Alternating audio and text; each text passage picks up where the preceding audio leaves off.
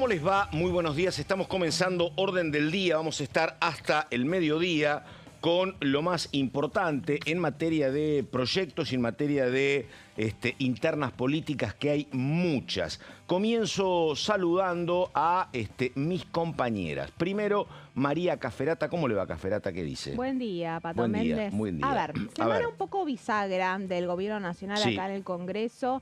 Hay expectativas de que haya un acercamiento, una reunión el día jueves con algunos de los gobernadores que empezaron a distanciarse como aliados del Gobierno Nacional para ver un poco, a ver si se pueden dar el abrazo después de un mes ya de bastantes tensiones y poniendo en una situación muy complicada la gobernabilidad de Javier Milei. Esto fue todo después de la sesión en el Senado la semana pasada y ante la expectativa de que lleguen los vetos presidenciales a los incrementos de los jubilados, ¿no? Acá tenemos un gobierno nacional que está apostando a ganar tiempo, aprovechando un poco el receso invernal, las vacaciones en muchas de las provincias del país que ya comenzaron, para retomar esa conversación, para evitar que la oposición le siga metiendo goles, para decirlo de alguna manera. Entonces, acá el gobierno nacional, con Guillermo Franco a la cabeza, tiene por delante el desafío de empezar a recomponer esos vínculos, porque si no la situación y la dinámica del Congreso va a ser muy complicada hasta diciembre. Sí, vos sabés que estaba mirando y no sé si habrá alguna asociación, yo creo que en el gobierno la hacen y es lógico que la hagan, porque ayer estuve viendo una encuesta de Christian Boutier, que se dedica generalmente a ver lo que pasa en muchos de los escenarios provinciales. Y el dato, que es como un dato llamativo, con distintos porcentajes, pero hay elecciones para senadores nacionales en 8 provincias. Bueno, de los 8 resultados, esta encuesta en 7 daba ganadora la Libertad Avanza. Me parece que es un tema que, digo, deben estar mirando también los propios gobernadores en el momento que negocian y, naturalmente, el gobierno, ¿no? Pero bueno, fue un dato 7-1, salvo Santiago del Estero, donde obviamente el zamorismo es muy fuerte. Después estaba en duda y en discusión también la provincia de Buenos Aires. Provincia de Buenos Aires no hay elecciones. Exactamente, en Capital, efectivamente. En Capital también lo tenían. Así que bueno, pero está Río Negro, está Tierra del Fuego. Había varios distritos y el 7-1 me llamó un poco la atención. Sí, y teniendo en cuenta que la Libertad Avanza está, o tenía al menos una estrategia de las provincias que se elegían senadores, llegar a un acuerdo electoral con los oficialismos provinciales para hacer 1 y 1, ¿no es cierto? De alguna manera garantizarse una presencia que en el Senado casi es inexistente. Y la ciudad de Buenos Aires siempre fue un poco el caso paradigmático por la ruptura del vínculo con Jorge Macri, la pelea porteña en la elección local que terminó dinamitando esa relación y que parece ser que va a haber un acuerdo en la provincia de Buenos Aires con el PRO, pero no en la ciudad de Buenos Aires. No la viste con gente del PRO, con viejos compañeritos a Patricia Bullrich, la viste sola. La viste exactamente, senadora ella sola, y veremos quién la secunda. Pero en una dinámica vamos a ver lo que pasa el sábado a las 23:55, cuando sea el cierre de las listas provinciales, porque más allá de algunas tensiones que son propias de las dinámicas de los cierres de listas, especialmente entre dos sectores políticos distintos, parece haber un principio de acuerdo. Ya estamos empezando a escuchar algunos nombres. Diego Valenzuela empieza a surgir como cabeza de lista para la primera.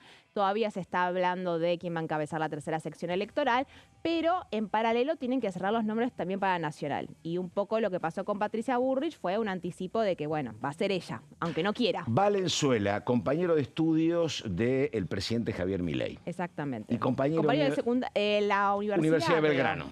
Y compañero mío, mucho tiempo, un muy buen periodista de automovilismo, Diego Valenzuela. Sí, trabajamos mucho, pero como 4 o 5 años. Muy buen periodista de automovilismo. Bueno, Daniela Romero, ¿cómo le va? ¿Qué dice? ¿Cómo le va, Pato? Muy bien. ¿Cómo estás, Mary? Bueno, a ver, te escuchamos. Bueno, agregando un poco el contexto de lo que estaban mencionando, a mí también, yendo a octubre, hay algunas cuestiones que se van afinando, ¿no?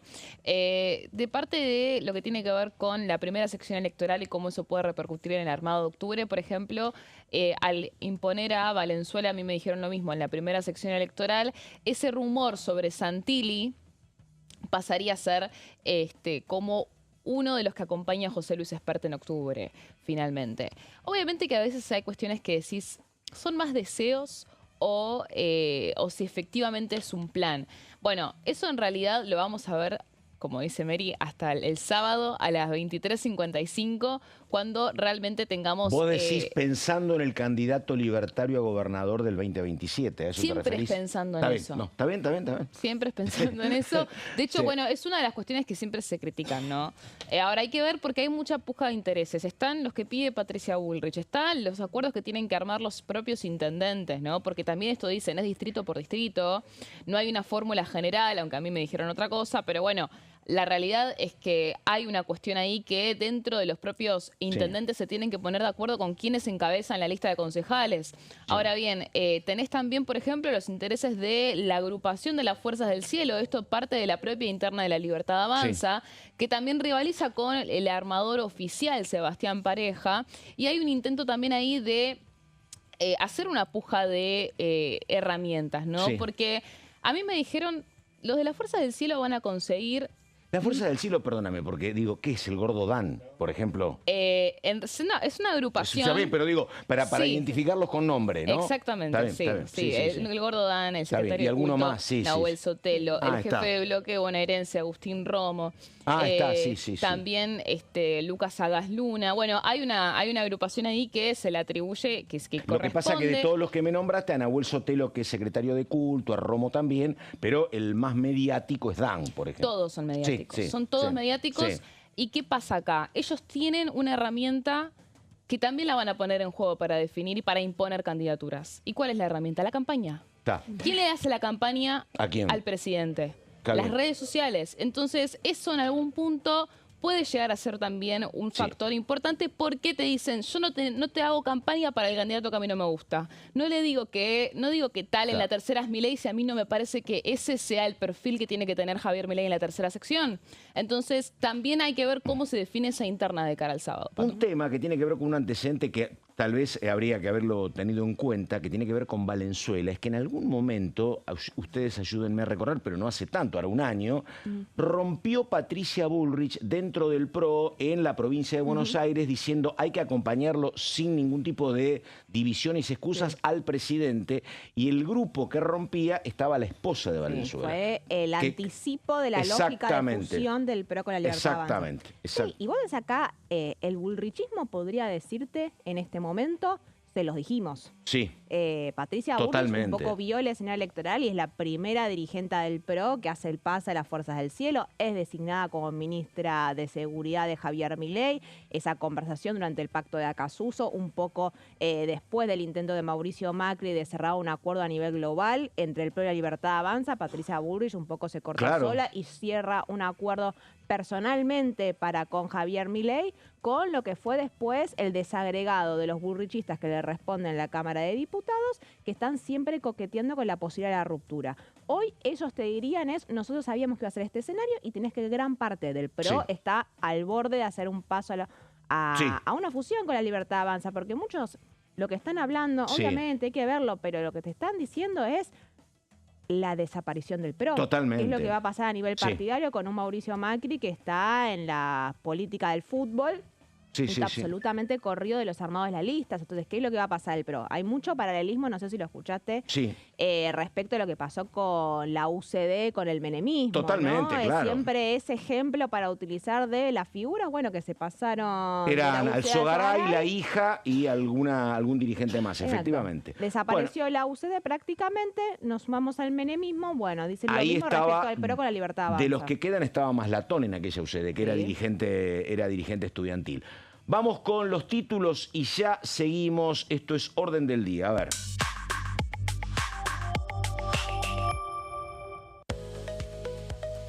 Los títulos: funcionarios del Ministerio de Seguridad exponen en el Senado. Fueron convocados a la bicameral que fiscaliza los órganos de seguridad interior.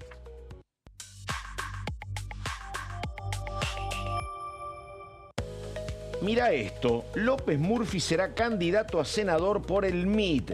El economista buscará renovar su banca en el Congreso, esta vez desde la Cámara Alta.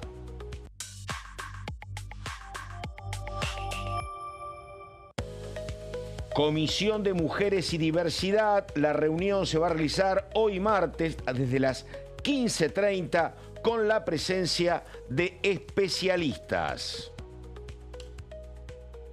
Bueno, hay mucho tema, me llama la atención, la verdad, porque López Murphy era un radical orgánico, después se encolumnó con las banderas liberales, ¿no? Sí. Si querés, un alvearista, Sí. ¿no? Bueno, pero nunca lo había visto cerca de los desarrollistas, que eran otra cosa, ¿no?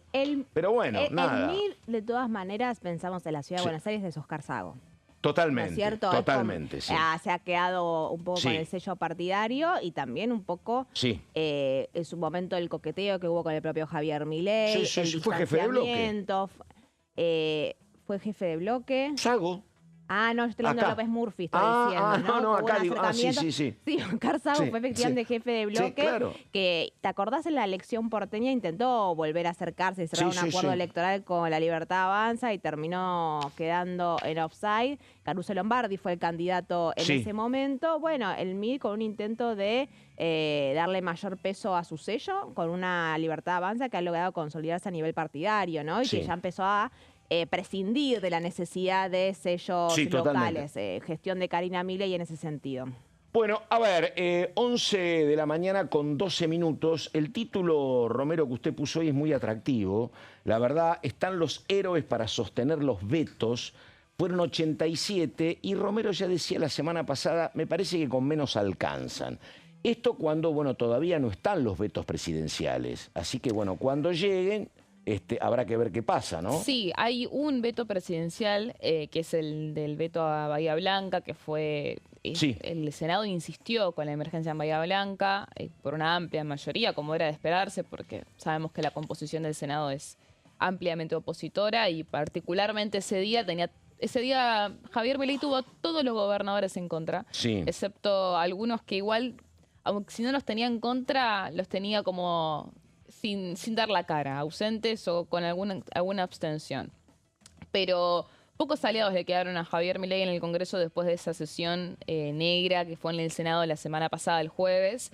Sin embargo, en la Cámara de Diputados la situación puede llegar a ser distinta, Pato. Yo un poco te lo anticipaba la semana pasada, que pueden llegar a haber los héroes suficientes para conseguir. La idea es bloquear el tercio, que es el tercio más uno, para que la oposición no consiga 2 tercios para insistir sobre estas leyes, ¿no? Hoy habló Guillermo Francos, no sé si lo desmintió, sí, la verdad que lo desmintió.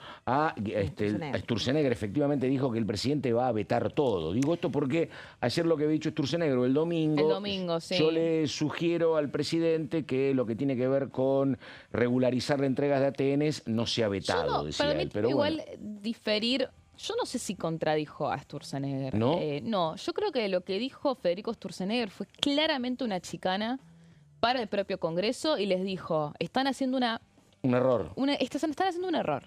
Eso yo creo que fue lo que... No que Sturzenegger había anticipado que el presidente... Él dijo, yo le sugeriría al presidente que esta no la vete. Porque se están equivocando. Sí, porque esto habilita el tema de la coparticipación. Claro, pero Sí. de todos modos, yo entiendo que lo que había dicho el ministro desde Regulación, más que nada fue para hacerle una chicana al Congreso, no como una real estrategia del gobierno, y de hecho también así lo interpretaron los propios funcionarios. Lo que pasa es que, bueno, claramente al abrirse esa posibilidad, sale a aclarar el jefe de gabinete que... Y además siempre ¿Sabes por qué aparecen iba a los vetar recortes, todo? que es otro tema, uno nunca le presta atención a la conversación total, te quedas Sí. con esos 10 segundos, sí. ¿Por qué va a vetar todo el presidente? No solamente porque está en desacuerdo con los proyectos, sino porque hay una cuestión acá que es clara. La sesión del Senado del jueves pasado para el presidente es inválida. Cualquier cosa que salga de esa sesión va a terminar en un veto y es muy probable que parte del argumento del veto tenga que ver con esa invalidez. Pero perdóname, si lo vetás, no lo convalidás, ¿por qué vas a vetar una cosa que no Si existió está o que dentro- ilegalmente no es válida? Si está dentro de los argumentos, acá es donde se empieza a hilar fino sobre una cuestión jurídica. La secretaria legal y técnica, María Barzabal Murphy, en ese sentido siempre es impecable. Yo te diría que es una de las mejores funcionarias que tiene el gobierno. Hay que ver cómo terminan orquestando esto, ¿no? Van a esperar hasta el último día para hacerlo, más que nada por una cuestión de plazos, pero yo te diría que a priori lo que puede llegar a pasar es que dentro del veto la argumentación implique justamente que observan como inválida esa sesión del Senado. De todos modos, bueno, la realidad es que no van a... el argumento que te dan otros es, si la vetás la convalidás. Pero bueno, nada, es un debate jurídico y legal, pero bueno. Que lo que dice también Dani, habla un poco de la desinteligencia con la cual lidió el gobierno un poco con la sesión del jueves y la superposición un poco de estrategias sobre cómo lidiar con la derrota.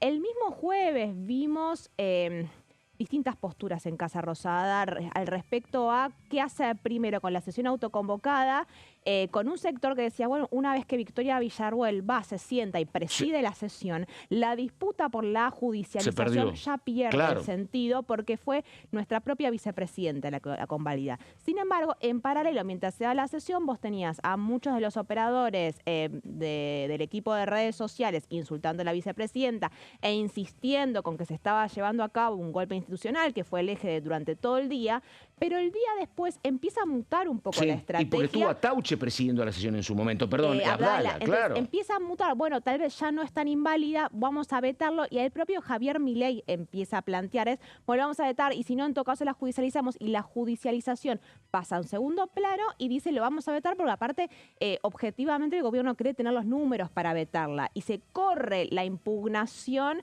más allá de lo discursivo de impugnar, porque se haya autoconvocado y que sea inhabilitada esa sesión, la estrategia pasa a ser el veto, y eso da un poco cuenta de las diferencias en materia de estrategias políticas que hay en el gobierno nacional.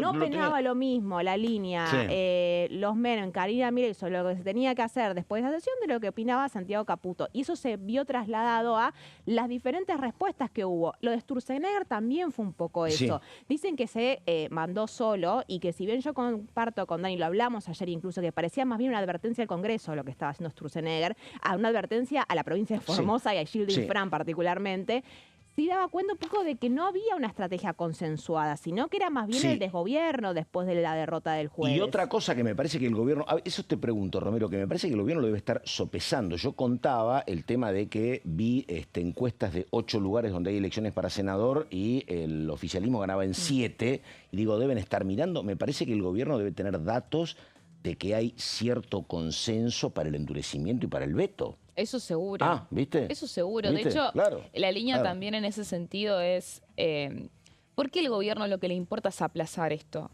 Porque no quieren que eventualmente si no se llega a sostener algún veto, que no si no hay 87 héroes en algún caso, si no hay 87 héroes en algún caso, es muchísimo más seguro decir, o sea, mientras más cerca estemos de las elecciones, entonces más seguro es para nosotros cualquier cosa que salga del Congreso, porque no van a tener que llegar al punto de realmente cumplir con esa ley. ¿Por qué? Porque esas leyes atentan directamente contra el programa económico. El gobierno lo único que le importa es el programa económico. Acá no hay ningún costo político para el presidente Javier Milei de vetar todo, y eso es una realidad. Entonces ellos, es más, el ministro de Economía, Luis Caputo, lo dijo, creo que lo había puesto en un posteo de redes sociales, que ellos dicen, para nosotros no es una derrota lo del Senado, porque es exactamente lo que nosotros siempre quisimos impulsar, que es el principio de revelación y que quede marcado quiénes están de nuestro lado y quiénes no, porque ellos encima festejando la inflación del 1,6 de ayer, que se dio a conocer ayer, también se empoderan muchísimo más en el sentido de estás de nuestro lado o no estás de nuestro lado, y si no estás de nuestro lado perdés. Pero eso es un poco la estrategia que tiene el gobierno cuando pierde. Pero sí, a veces, principio de revelación, nosotros siempre quisimos... Pero sí es una realidad. Yo no sé si el veto a la discapacidad. O sea, es una estrategia, pero es una realidad. Yo ahí dudaría la ausencia de costo político para la emergencia en discapacidad. Y esto vos un poco siempre lo dijiste. Sí. A diferencia del veto a los jubilados, que está el veto está firmado antes que la ley se aprobase en diputado, básicamente. La emergencia en discapacidad siempre fue un tema que... Nunca lo atacan directo. Nunca lo atacan directamente porque son temas muy sensibles. Pero no va a haber ningún tipo de problema para el presidente de vetar esa ley. No, a ver, yo creo que acá igualmente, voy a hacer un paréntesis, hay una responsabilidad que tiene que ver con los propios legisladores de La Libertad Avanza, que no pueden defender las ideas del presidente quizás en el Congreso de la manera que el presidente necesita. El Ejecutivo dice que no lo defienden bien. Y bueno. No te pregunto, ¿es esa? No. Yo no estoy diciendo que lo del Ejecutivo, dije, es una opinión personal. No, está bien. A ver, Pero digo, me parece... No, para el Ejecutivo lo piensan y es un problema. A mí me parece que le falta muñeca, pero también le falta número, pobre gente, ¿no? No pueden hacer maravillas. No, está bien. No, pero no tiene que ver con los... No, pero no hablo solamente de los 6 senadores. Acá en diputados tenés como 40. Sí, no. Falta estrategia, Ninguno se puso a cuestionar, por ejemplo, el proyecto de emergencia en discapacidad. Y dieron esa batalla discursiva que es típica del oficialismo y que hasta te diría que tiene sentido. Coincido, que tiene que ver con, están financiando la oferta, no la demanda. Esto es para beneficiar a los prestadores y no para los discapacitados. Es un argumento que no se instaló. No. Entonces también hay una realidad que es, no hay un debate a fondo en el Congreso, al menos en el ambiente del Congreso. Quizás sí en las redes sociales, quizás sí en algún canal de YouTube. Y tampoco, bueno, yo acá lo he dicho 1000 veces también, el propio manejo de la sesión, digo, lo que hacía Mayans en el Senado, que manejaba a él desde su banca, tampoco es muy habitual eso, ¿sí? Falta Ahora, hay una amigarse con el reglamento. De su banca, qué malo que sos con Victoria Villarruel. Pero hacía eso, digo, me parece que a veces falta amigarse con el reglamento, en serio. Bueno, es que eso es la pata reglamentaria, pero también es cierto, más allá de la pata reglamentaria, que la oposición siempre ha tenido más cancha, está el tema del contenido. Claro. El tema del contenido, el discurso, que siempre es un rol que hemos visto más cumplir al PRO. Pero totalmente, Tal cual. Pero bueno, en línea con esto, a ver, yo no creo que el presidente vaya a tener ningún escrúpulo en vetar la ley de emergencia en discapacidad. Y yo creo que todos los vetos no van a tener un costo político para el presidente. Por más que sea una estrategia para cuando pierdan, es una realidad que le funciona. Mientras el programa económico funcione, van a poder darse el lujo de hacer estas cosas. Voy a repasar brevemente, no nos queda mucho tiempo, si no dejamos para el próximo bloque. Dale, una más. Pero acá tenemos los números. En el aumento de jubilaciones vamos a ir a la votación de diputados cuando se aprobaron estos proyectos de ley. Obviamente que las mayorías son dinámicas, pero para usar eso de referencia, ahí estamos viendo que al oficialismo le faltó 9 para el tercio, 10 para bloquear los 2 tercios, porque siempre es más uno. No está muy lejos de eso. Que acá es donde va a importar mucho la cantidad de ausencias, porque si tienen más ausencias necesitan menos números. A mí en el Congreso me dijeron que estiman que para este proyecto, para este veto van a tener 76. En Casa Rosada me dijeron 70. Y acá es donde empieza a jugar muy a favor las negociaciones que tengan con los gobernadores. Porque los gobernadores que sí quizás pueden tener pagar un costo político al ratificar el veto de ciertas cuestiones, al ausentarse también de alguna forma ayudan al gobierno sin tener que dejar la marca al 100%. Y eso al gobierno le va a servir. Por otro lado, moratoria. Sobrados para poder vetar moratoria.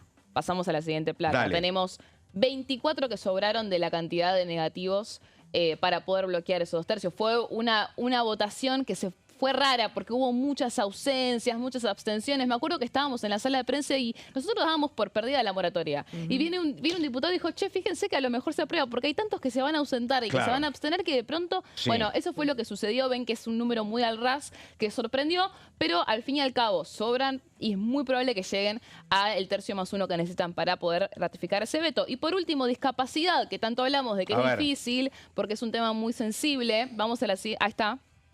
3 para el tercio. Son menos que los de jubilados. Son muchísimos menos que los de jubilados. O sea, tienen más posibilidades de poder blindar el veto de discapacidad que el de jubilados, si vamos al caso. Entonces, no están tan desnudos para conseguir el blindaje de ese veto. Y por eso toda esta narrativa de si es válida la sesión, si se va a judicializar, es completamente... Totalmente. La ven completamente inútil Y te digo, para mí fundamental lo que yo estoy viendo con los números, lo que yo contaba del Senado y lo que te dicen los encuestadores. Digo, porque si el gobierno toma esta decisión de vetarla en un escenario absolutamente desfavorable en materia electoral, vos decís, ¿qué están haciendo? Pero si vos lo haces con cierto consenso de votos, es otra cosa, me parece. Y después te voy a decir No, pero te voy a decir después del corte. Me queda decirte con quienes consideran que ya cuentan con el apoyo, quiénes van a formar parte de ese tercio más 1 para los próximos vetos que se vienen, Pato. Sí. Bueno, después del corte, me dicen las placas, 11 de la mañana con 25 minutos, estamos en orden del día con mucha información, la pausa y ya seguimos.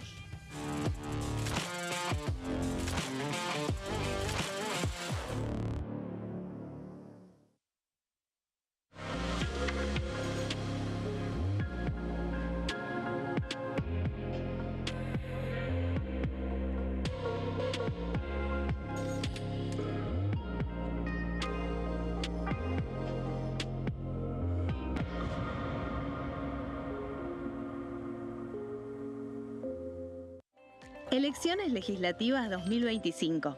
Lo que necesitas saber. El 26 de octubre, cada provincia elegirá a sus representantes en la Cámara de Diputados de la Nación. ¿Sabés qué bloques renuevan bancas?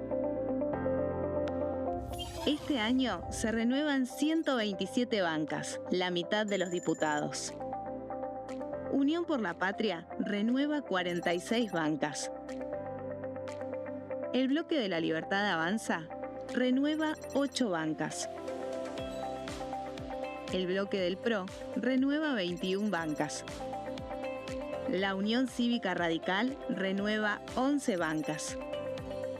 Encuentro Federal renueva 7 bancas. Democracia para Siempre renueva 9 bancas. El Bloque del Frente de Izquierda renueva 4 bancas. Coalición Cívica renueva 4 bancas. Otros bloques renuevan 17 bancas. Elegí a tus representantes, tu voto, tu voz, tu futuro. Para más información, ingresá en www.argentina.gov.ar/elecciones-medio 2025.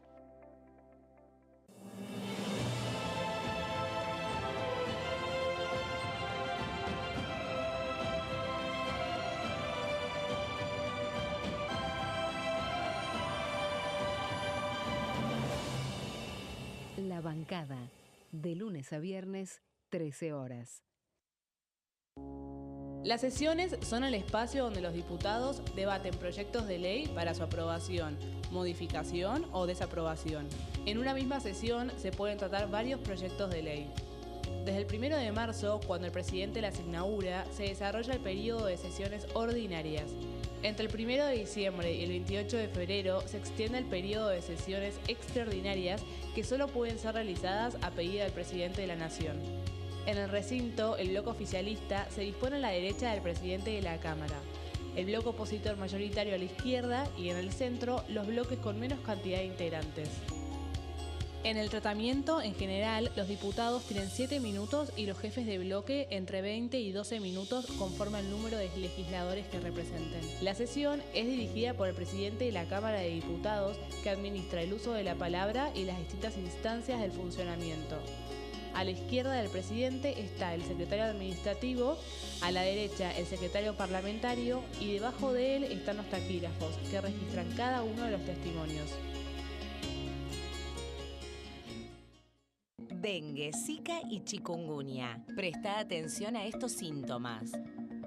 Si tenés fiebre alta, 38 o más, de 2 a 7 días de duración y dolor de cabeza, en especial detrás de los ojos, muscular y de las articulaciones, diarrea, dolor abdominal, náuseas y o vómitos, malestar general, cansancio, decaimiento, erupción en la piel, sangrado en nariz, encías u otras partes del cuerpo, no te automediques.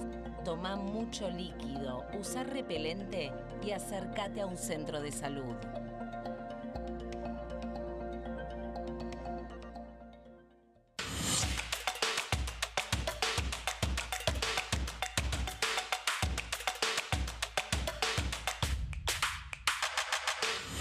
Quórum, de lunes a viernes, 14 horas. La Cámara de Diputados tiene 257 miembros. Los diputados debaten y sancionan leyes que rigen en todo el territorio nacional. Algunas de las más importantes son el presupuesto de gastos generales del Estado, el Código Civil, el Código Penal, la forma en que se rige el trabajo, las jubilaciones, entre tantas otras. Además, controla y hace un seguimiento de las políticas del Poder Ejecutivo a través de la visita de diferentes funcionarios o el pedido de informes, así como la posibilidad de realizar juicios políticos a los funcionarios. La duración de los mandatos de los diputados es de 4 años y pueden ser reelegidos indefinidamente. Desde el momento en que asumen y hasta el final de su mandato, no pueden ser acusados, interrogados judicialmente ni molestados por las opiniones o discursos que imitan desempeñando su mandato. Son requisitos para ser diputado tener al menos 25 años, 4 años de ciudadanía argentina y haber nacido en la provincia por la que se postula o haber residido en ella los 2 años precedentes. se agrupan en bloques que expresan partidos políticos o afinidad ideológica. Existen también los monobloques integrados por un solo diputado.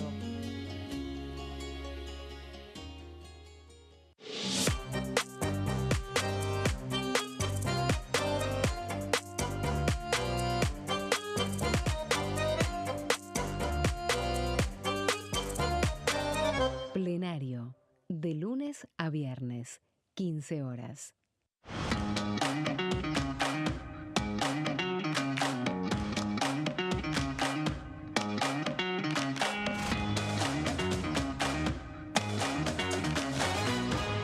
Pasos perdidos, de lunes a viernes, 16:30 horas.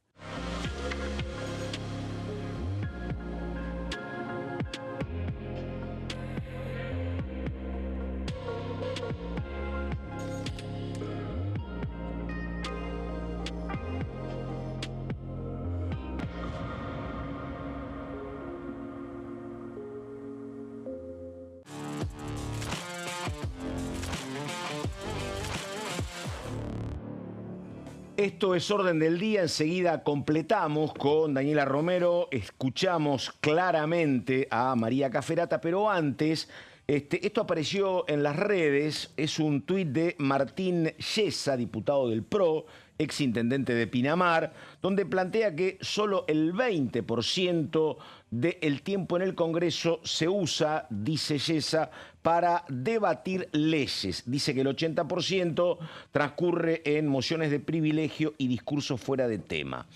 Bueno, dice que está medido por Colossus Lab y que lo midieron con inteligencia artificial. Grosso modo, me parece que hay mucho tiempo dedicado a cuestiones de privilegio, sí. Me parece que 80% no es lo que recuerdo en las últimas sesiones. Me parece que sí, es un tiempo importante, hay mucha deliberación técnica, pero no sé si llega al 80%. También es un recurso, Pato, que siempre se usa justamente Totalmente, para prorrogar la sesión. Exactamente, claro, también obviamente. Eso tiene que ver. Hay igual proyectos Hablo. Bueno, te digo una cosa. En el Congreso se reguló esto de los 10 minutos y 15 minutos porque antes de la reforma de la Constitución, cuando querían hacer morir algún proyecto, había diputados que se sentaban y hablaban 3 horas.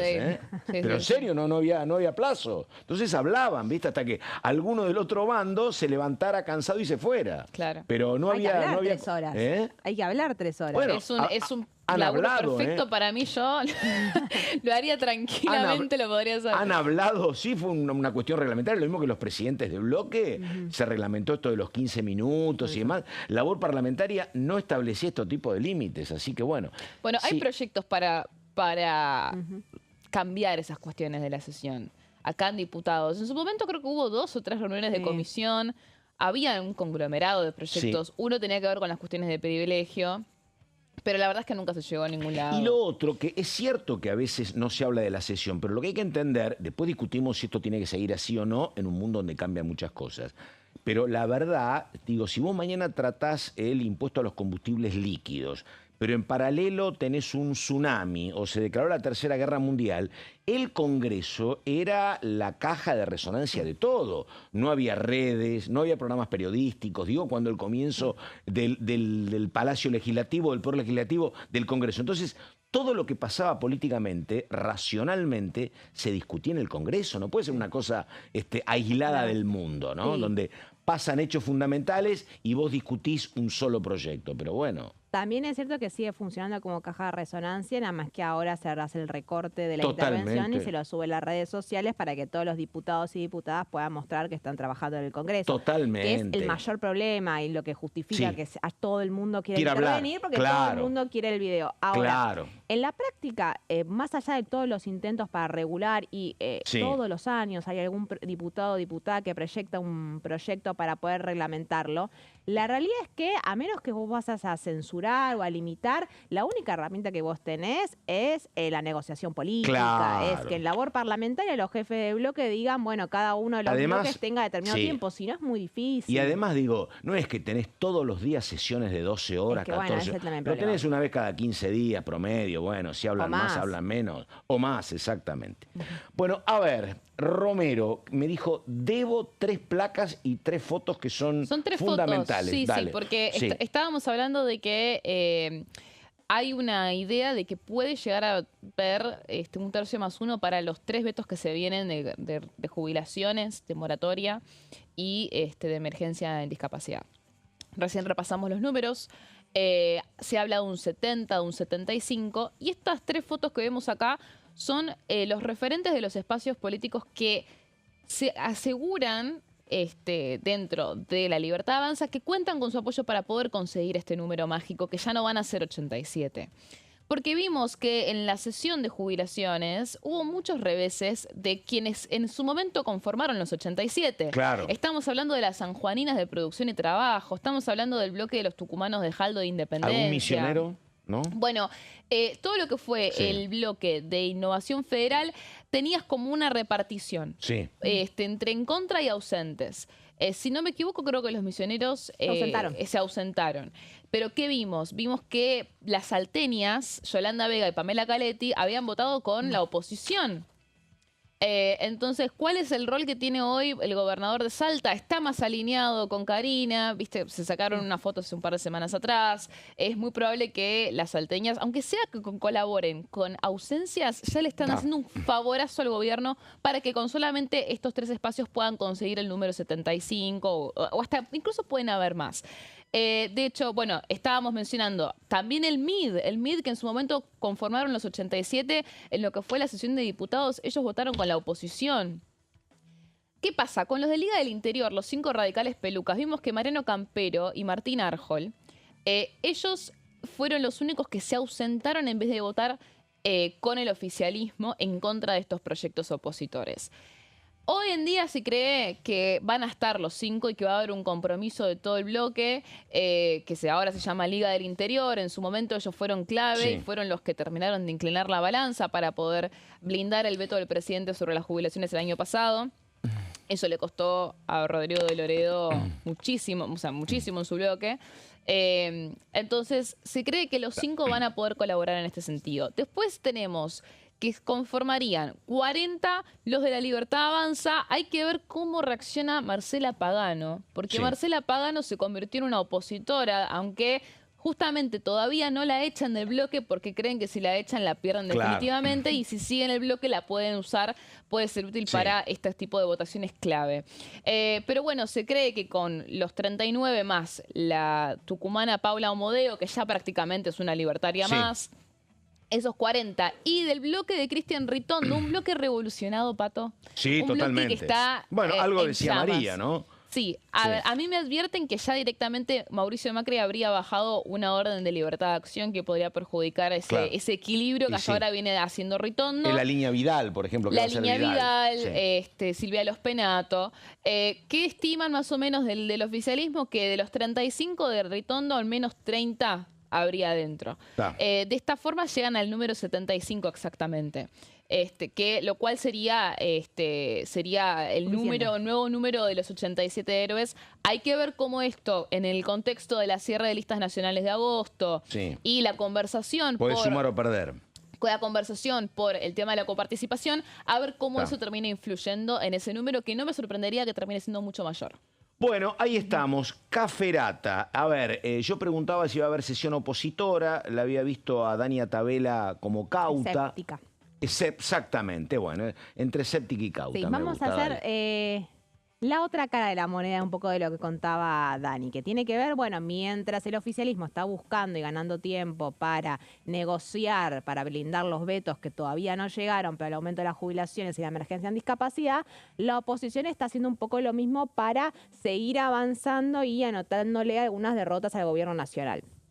Hay el próximo gran desafío opositor después de la sanción de la semana pasada en el Senado y de los emplazamientos en la Cámara de Diputados es convertir la media sanción de estos dos proyectos. La emergencia pediátrica en el Hospital de Garrahan, que dicho sea de paso, el jueves el Hospital de Garrahan va a llevar a cabo un nuevo paro de 24 horas y una movilización al Ministerio de Salud. Así que por eso también había mucho Estos son interés. Proyectos que tienen dictamen de comisión, Sí, después de que se abrió presupuesto y Hacienda. ¿no? Cuando la emplaza una sesión hace un par de semanas, consiguen dictamen la semana pasada. Te digo lo de la movilización del Hospital Garrahan porque había un interés de algún sector de la oposición de, aprovechemos la movilización para darle empuje, sesionemos y hacemos todo en el mismo día. Ahora, intervino el receso invernal, intervinieron las vacaciones de invierno y intervino el propio gobierno nacional que está pidiéndole tiempo a los aliados de acerquémonos, charlemos, no hagan nada raro hasta entonces. Y el otro gran proyecto es el presupuesto universitario, que es una actualización de los gastos de funcionamiento y la obligatoriedad un poco para reabrir las paritarias para discutir los salarios docentes y no docentes, que también tiene dictamen y que también se convirtió en ley el año pasado y el gobierno logró vetarlo incluso después de la marcha federal, que fue una de las primeras grandes convocatorias opositores al gobierno de Milei. Estos son los dos grandes proyectos que se van a buscar tratar. Ahora, ¿qué es lo que quiere Unión por la Patria? Porque vos me decís, Dania Tabela, el escepticismo de Dania Tabela, que tiene que ver con que... ella particularmente quiere presupuesto universitario, quería ella. Sí, esa es fundamental en su bandera. Sí. La comparte también en el pichetismo de Encuentro Federal, que tiene que ver con que, por un lado, ninguno puede asegurarse del todo que van a estar sus propios diputados de los bloques, y la desconfianza que hay con los gobernadores. Acá hay algo de lo cual un poco coinciden todos, que es el gobierno y la oposición, es que nadie confía en los gobernadores. Nadie confía porque nadie está seguro del todo qué es lo que quieren. Y después vamos a hacer un punteo particular de cómo se está dando esta discusión, porque no todos los gobernadores quieren lo mismo y no todos los gobernadores están teniendo la misma dinámica y la misma relación con el gobierno nacional. Lo que venía proponiendo Unión por la Patria, que preside Germán Martínez, era, bueno, esta semana es complicada, sesionemos la semana que viene. No importa si informalmente arranca un receso, cada uno asegúrese más o menos que van a tener un número y el 23 o el 24 de julio sesionemos para aprovechar el timing de las sucesivas derrotas, ¿no? Hay un temor de que si esta sesión se patea para agosto, un poco va a quedar vieja. Sí, claro. En lo que tiene que ver con el impacto en la opinión pública, en la agenda cotidiana y en el mal humor de los aliados. Vos sabés que vos cuando decís opinión pública me das un dato, me das un pie. Para esto lo pensaba yo, digo, habría que esclarecer porque acá se festejan goles con los cuales después no se ganan partidos. Digo, se festeja, por ejemplo, el tema de que se vota aumento a los jubilados o moratoria a los jubilados. Bueno, pero eso no significa que haya un aumento para los jubilados porque está la opción del veto. Acá se celebró el dictamen de emergencia pediátrica.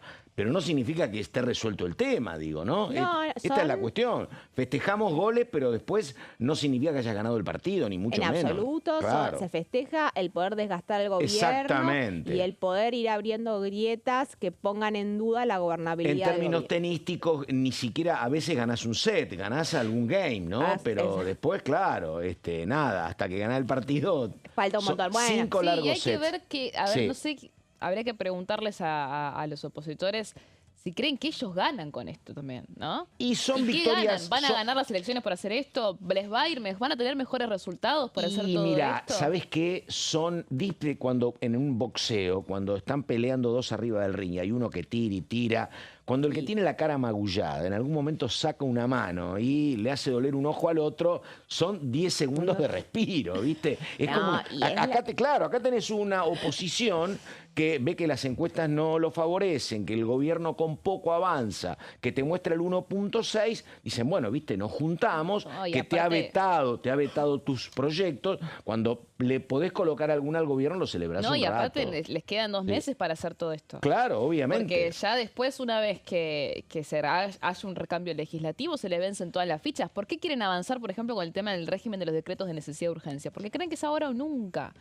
Y eso no tiene nada que ver con la opinión pública. Sí, después ese es otro tema porque, digo, algunos ponen en duda cuál será la fuerza del oficialismo, porque a lo mejor va a ser una fuerza parecida a la de ahora, pero más toda teñida de violeta, ¿no? Sí, el cálculo porque digo, se va a quedar con mucho voto del PRO y mucho voto radical, claro. Sí, pero en el número no sé cómo será, pero bueno. Sí, va a cambiar más en el Senado. Claro. En el Senado sí va a cambiar la relación de fuerzas. Ahora, el peronismo va a seguir teniendo una treintena de senadores y el gobierno va a seguir teniendo que negociar para aprobar leyes. Lo que sí va a tener es un poquito más asegurado su tercio vetador. Los encuestadores que nunca se equivocan, dicen que hoy estarían ingresando 14 senadores de libertarios nuevos. 14. Sí, que es el doble. Triplicás, claro, exactamente, el doble de lo que tenés y eso ahora. es importante porque en el Senado lo que tenés a favor de tener los tuyos en vez de tener solamente aliados. Claro. O sea, la gente lo dice como para menospreciarlo, como no, bueno, pero en vez de aliados van a ser suyos, pero van a ser los mismos. No es lo mismo tener aliados que mañana se te dan vuelta, como vienen haciendo. Sí, bueno, también tenés propio como Pagano.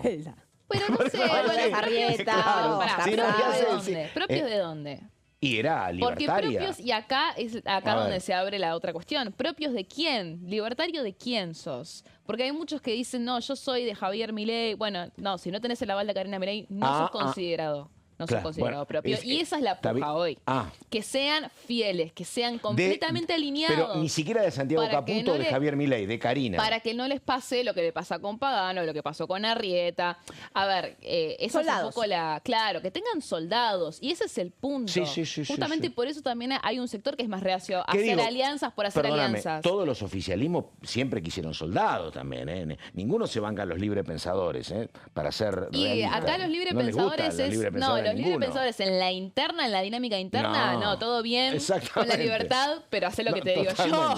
Porque para eso estás acá y para eso te votaron. Pero estás lógico, te diría, ¿no? No, coincido. Y eso en el Senado va a ser siempre muy importante porque fíjate cómo al año pasado tenían un montón de representación con aliados, tipo Camao Espínola, que ahora es opositor de pronto. Bueno, ese lujo no se lo pueden volver a dar. A ver, bueno, Caferata, por favor. Todo lo que le queda, vamos. Sí, y la práctica un poco lo que va a modificar es eso, es la asegurarse que te van a obedecer y el tercio vetador. Más allá de eso, el gobierno después va a estar en una relación muy similar, no va a cambiar mucho. Y a ver, lo que quiere Unión por la Patria también es, aparte de tratar estos dos dictámenes y del presupuesto universitario y del hospital de Garraham, el rechazo de los decretos delegados que habían intentado en la sesión pasada. ¿Te acuerdan que hubo un pedido de Unión por la Patria de sesión que después Pablo Juliano, el titular del bloque Democracia para Siempre, se negó a ampliar el temario y que terminó también un poco que cuando la sesión se cae a pedazos en el griterío y que se van a insultar y se terminó patotean. Enojadísimo Juliano, con los dos. Estuvo motivado fundamentalmente también porque el peronismo le decía, yo no te voy a votar los proyectos que vos querés y ni siquiera te negaste a incluir los míos. Exactamente. Que son, más o menos en líneas generales, es el rechazo a los decretos de el que reestructuró el Banco de Datos Genéticos, el que desmanteló el Instituto Nacional del Teatro y el que desreguló la Marina Mercante. Con eso Germán Martínez va a volver a insistir y el objetivo es incluirlo también en el temario.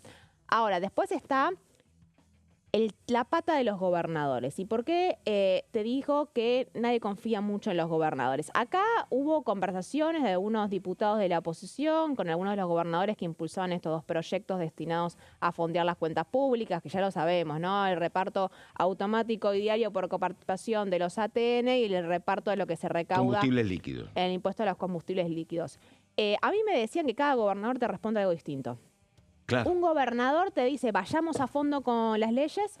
Otro gobernador te dice, no, hicimos todo la media sanción para negociar con el gobierno. Y el otro te dice, mira, tenemos un grupo de WhatsApp, todavía no lo discutimos, claramente. Debería ser bueno para el gobierno si no están unificados, ¿no? Bueno, es el gobierno que está tratando de meter una cuña y ahora sí vamos a la siguiente placa. Y yo te diría, Pato, que prestes atención a estos tres gobernadores. ¿No es cierto? Tenemos Alfredo Cornejo, Rogelio Frigerio y Leandro Esdero. Juntos por el Cambio a full. Juntos por el Cambio. Tenemos Cornejo, gobernador de Mendoza, Frigerio, gobernador de Entre Ríos, Esdero, gobernador de Chaco. Estos tres gobernadores son los que en la sesión del Senado ya un poco anticiparon que le habían abierto la puerta a las conversaciones con el gobierno porque son los que ausentaron a sus senadores cuando se da la votación de los proyectos de los gobernadores. Ya ni siquiera te menciono el caso del aumento de los jubilados. El caso de Cornejo ausenta a sus dos senadores, Esdero y Frigerio ausentan a una senadora y un senador. Ahora, pero es los que tienen más chances de retomar el diálogo con el gobierno nacional y que el resto de los gobernadores está viendo porque ve que se están cortando solos. Y perdona, una pequeña consulta a las dos. Digo, ¿ahí cómo juega si Cornejo le dice al gobierno nacional, esto es Karina o Lule, che, corrémelo un poco al ministro de Defensa que yo soy el gobernador? Esa es la conversación. Y no quiero que me compliquen la vida. En algunos casos los problemas son en todos los casos son una discusión de recursos, pero también es el trasfondo de los acuerdos electorales electorales y la pelea por los cierres que está teniendo Karina Milei en la mayoría de las provincias. En el caso de la provincia de Mendoza tiene que ver con Cornejo, tiene que ver con Luis Petri, quién va a ser el gobernador, el candidato a gobernador de la provincia de Mendoza en 2 años. Entonces, estos son los gobernadores que están generando sospecha en la oposición y es uno de los motivos por los cuales tampoco se animan del todo a convocar la sesión opositora, porque si vos estás en un escenario de quórum ajustado, en vacaciones de invierno, y no tenés con gobernadores que no sabes si en algún momento se van a dar vuelta, bueno, es difícil hacer esa convocatoria. Yo creo que es lógico, digo, convocar, citar y perder es horrible, digo. Citás a una sesión y garantizate los 129. Mucho más después de un mes que todos los días, la noticia del día es como el gobierno tuvo otra derrota en el Congreso, ¿no es cierto? Venís con una buena racha. Y los últimos, yo le traigo otros 3 gobernadores para plantear un poco cómo se está dando esta discusión interna que es dentro de los gobernadores, que son Ignacio Torres, gobernador de Chubut, Gustavo Valdés, gobernador de Corrientes y Martín Yarlora, gobernador de Córdoba. Me resultan los 3 más ásperos que los 3 primeros. Para el gobierno. Curioso que me digas que Gustavo Valdés te parece más áspero cuando hasta hace 2 semanas era el mejor amigo del gobierno. Pero la vida cambia, Cafferata, claro, pasó todo lo que pasó. Pasan lo que pasan con los acuerdos electorales. Por los eso gobernadores se enojan. Pato, en la votación en el Senado no solamente votaron los senadores de Corrientes radicales, sino Camau Espínola también. Fue que se mostró en fotos con Valdés también, Entonces tenés como Corrientes... Por eso. Aliado incondicional de la oposición. A mí me dicen que el único, igual de todas maneras, que hasta ahora que está asegurando que va a aportar para el quórum es el gobernador de Córdoba, Martín Yarlora, con la debida aclaración que a veces no le creen del todo a Martín Yarlora. Y lo que pasa es que ahora con Schiaretti candidato o posible candidato, tampoco, porque para Yarlora, digo, si Schiaretti no aparecía en superficie, era más sencillo negociar. Ahora es un poco complicado, Sí, ¿no? pero un Yarlora que celebró cuando se sancionó el incremento de los jubilados, ¿no? Que está teniendo una postura de oposición más dura a la que venimos acostumbrados, teniendo en cuenta que los cordobeses siempre son el fiel de la balanza en la oposición, ¿no es cierto?, para conseguir el quórum. Bueno, estos 3 son los que están prestando atención a la oposición porque sospechan que, sí pueden sumarlo para su propia estrategia opositora, porque la zanahoria para los gobernadores son sus proyectos destinados a repartir los recursos, pero la estrategia opositora es utilicémoslos para avanzar con las leyes sociales. Che, consulta y me tengo que ir a ambas, digo, posibilidades de que haya sesión 23-24 de julio, 10%, no me pongas esa cara de escéptica, ella pone cara, no, 20%, 30%, ¿vos crees que van a haber reuniones hoy y mañana y van a hacer el poroteo interno respecto a ver cuántos pueden asegurar. 50-50 ponemos. En Unión por la Patria te aseguran que van a estar casi todos. Bueno, ahí estamos. María Cafferata, muchísimas gracias. Daniela Romero, muchísimas gracias. Hasta aquí llegamos. Enseguida la continuidad de DTV. Muy buenos días.